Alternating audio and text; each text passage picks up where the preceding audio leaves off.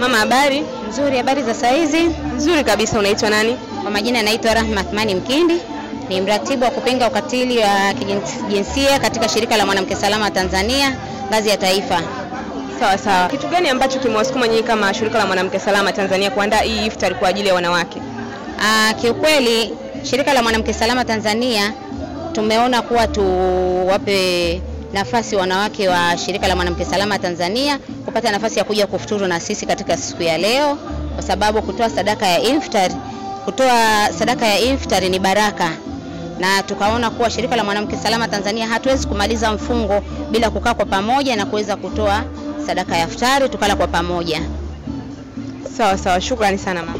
Asante na shukuru. Na pia kwani wanawake huwa wanapenda kutoka, kwa hiyo tulikaa tukawaza tukaona kuwa ni lazima tutoke tukae pamoja, kwa sababu mwanamke akitoka mpaka kwa pamoja kama hivi, hata kama alikuwa na usongo wa mawazo anakaa vizuri na anakuwa fresh. Sawa sawa. Na nilitamani kufahamu kwamba hii iftari imezungumziwa sana sana kwa wanawake. Je, wanaume hawajaruhusiwa kushiriki iftari hii? Wanaume ni wachache, baadhi tumeamua kuwakaribisha katika siku ya leo. Ni viongozi baadhi kama mheshimiwa diwani, kuna wenye viti wa serikali za mitaa, lakini sana tumelenga wanawake wa shirika la mwanamke salama Tanzania ili tuweze kukaa kubadilishana mawazo ya hapa na pale. Sawa sawa. Asante sana. Nashukuru.